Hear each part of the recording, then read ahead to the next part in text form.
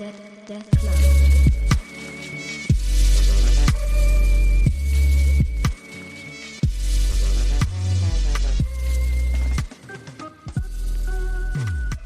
everybody, welcome back to the podcast. Danny here. Today I'm talking to you about Boys Abyss. So Boys Abyss is written and drawn by Ryo Minenami, published in Young Jump, which is another weekly magazine under Jump's titles. Of course, there's stuff like Gantz, All You Need Is Kill, Tokyo Ghoul, Golden Kamui, basically the more mature content of Shonen Jump, which is funny that it's called Young Jump. Maybe because it's for the young adults is what I would guess. This started in February of 2020, and there's currently 57 chapters right now. So I read the synopsis for this first, as I do with a lot of manga on my list that I just really don't know. I got a lot of it off of Twitter. Once I read it, I was like, okay, this is one of these mangas. I better be ready to buckle down. And all I could say is, if you like series like Aku no Hana, Oyasumi Punpun, this is right up your alley, because wow, does this series get really, really heavy, full of despair, nothing but spiraling characters going out of control of their normal mundane lives. It was crazy. You know, I have my feelings about Punpun and Aku no Hana, and for this one I was like, man, I don't know if I'm really ready to read something like this, but as soon as I started, I did not want to put it down just because I was so captivated by how ridiculous things were, all the twists and turns that popped up, reveals of characters, of their backstories, and making you realize that, oh, nobody in this town is safe at all. This is crazy. A lot of things I did not expect, and that really captivated me to where I didn't put it down. I just read everything that was out at the moment, and I was like, whew. That was an intense journey I just went through.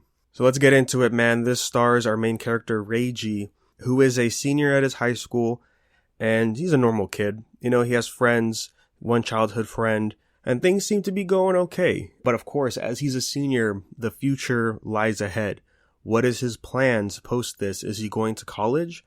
And his answer is no. He talks to his homeroom teacher and says, I'm just going to go straight into the workforce and just worry about college later. And when she asks why, he's reluctant to say.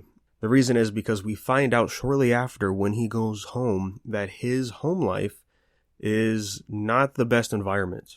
His mom works all the time, super tired. His grandmother lives there as well, but she is up there in the age, so she really can't do much to have to take care of her. And he has an older brother who is a shut-in, he's a NEET, and he has a lot of angry fits, a lot of shouting. That's the environment that they're in. They don't have a lot of money either. So they lived in a cramped space. They really don't have a lot of money for food and all of that. So as we see, he's noticeably skinnier than most of our protagonists in a series like this. On top of all that, there's also a bully at school that makes him do errands, buys him stuff, a big control over his life. And the kicker is that is his childhood friend as well. And the reason he wants to work after high school is because he wants to help his mom out, because as he could see, she is just exhausted. Works all the time, just really hating life as well. But she tries to be strong, but it's clearly shown that she's struggling. And he understands that. And when he told her that, I'm just going to go straight to working, she has that sigh of relief, like, thank you, you're going to help me with our despair. And all of that hits heavy on Reiji's heart. He just really doesn't know what to do with life anymore. He feels like he's just going to be stuck in this town forever. It's a countryside town, so that means there's not a lot of people there, and everybody knows everybody. It's one of those places that is cool to go by while you're on a trip, but you don't want to be there because you will never leave. And he hates that the most, that he realizes he's going to be stuck there forever, dealing with the same exact people that are making his life worse. And as he goes to the store to go buy his brother some food, as he's having his fit as usual, he sees one of the clerks there. She's helping out some homeless people with free food. And he's like, oh, that's cool. As he looks, he realizes, wait a minute, I know who that is. His childhood friend, Sakuko, introduced him to an idol group. He fell in love with the music, and he has a crush on the lead singer. whose name is Nagi. And as we find out, this is the clerk. She is the idol. She's like, oh, wow, I didn't expect people to recognize me here. It's like, what's going on? What are you doing here? She's like, I just moved here. I'm taking a break from being an idol. This, and that. How about you come back, when I'm off my shift and take me a tour around town? He's like, why would I do that? Well, because you're from here and you seem like an okay guy. After they had this awkward moment prior to that, as he was trying to buy cigarettes, she denied him earlier in the day. So he sneaks out, takes the bike that his mom uses for work to go down, pick her up from work, and just take a tour of the town, which, as he mentions, there's nothing to look at. This place is pretty boring. And she's like, yeah, but, you never know what you'll find. There's always a hidden gem in these kind of places or whatever. So as they're traveling together, he finds this comfort, relaxation, and escape from his reality. And of course, he has a crush on this idol. So there's all of that going on. He is in bliss. They're having their conversation about the place, about a lot of things. He tells her, you know what? You should just leave. There's really nothing here.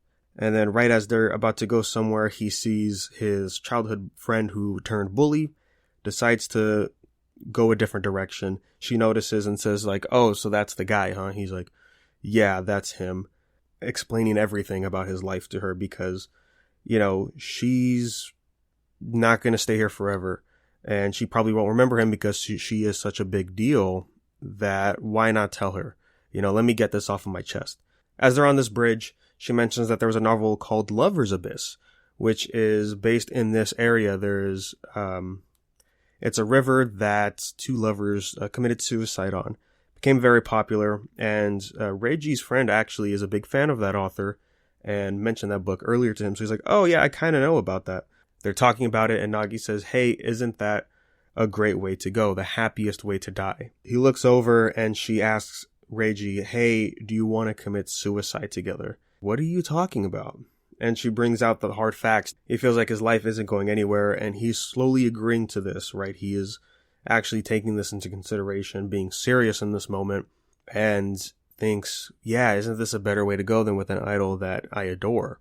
And that is the start of this insane spiral that this story takes. They have a special moment together. Reiji's in bliss. He's actually happy for once. And then a character shows up who we find out is Nagi's husband, and reality kicks back at him. He's like, oh my God, what am I doing? What is going on? This is crazy.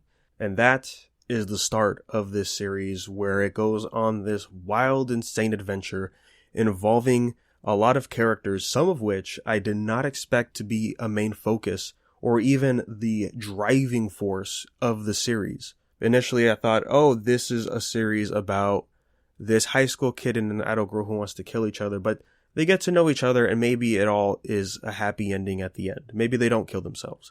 After being caught up and going week to week as these chapters come out, I honestly don't know the direction of this story would be even going.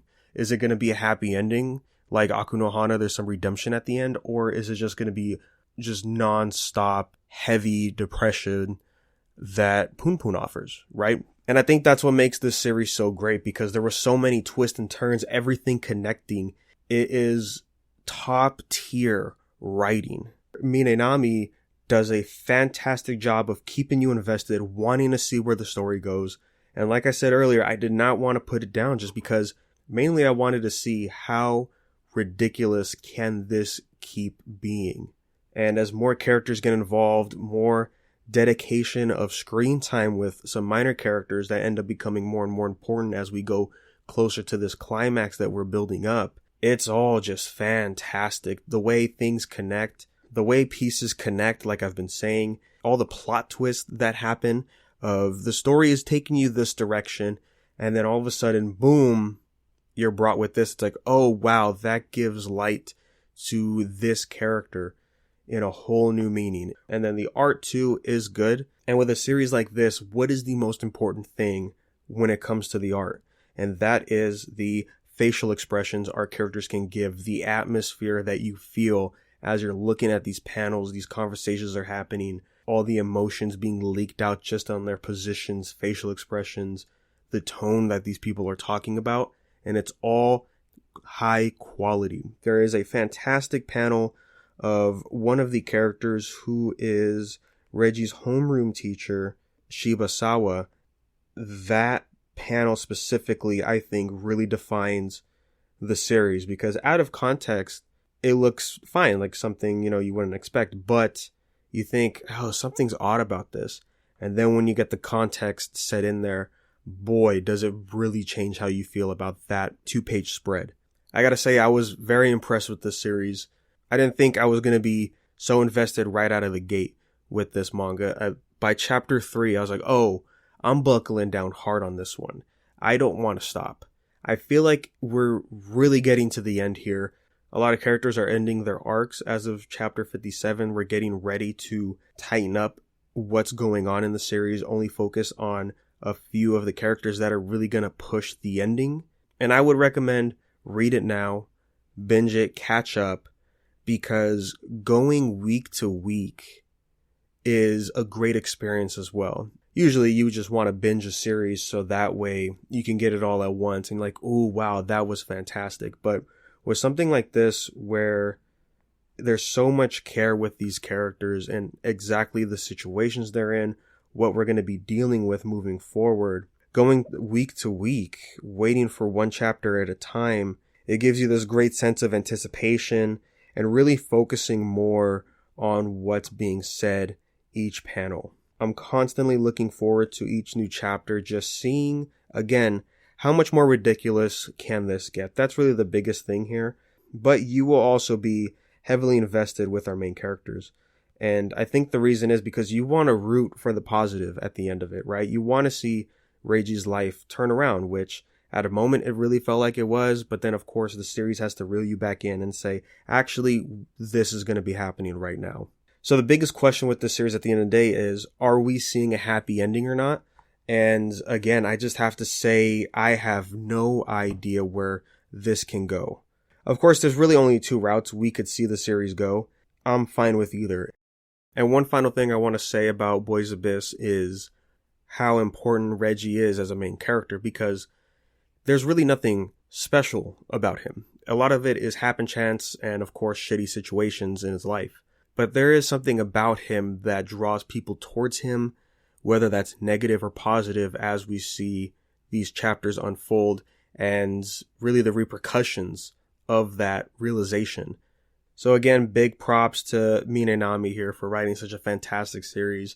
I can't wait for the ending. And so with that note, we're going to wrap it up here. Do you guys enjoy this series? What do you think about it as a whole? Would love those comments.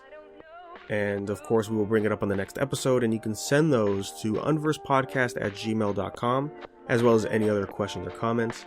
And then you can follow us on social media at unversepodcast, and we'll let you know when those episodes drop. So thank you guys, and we will catch you on the next one.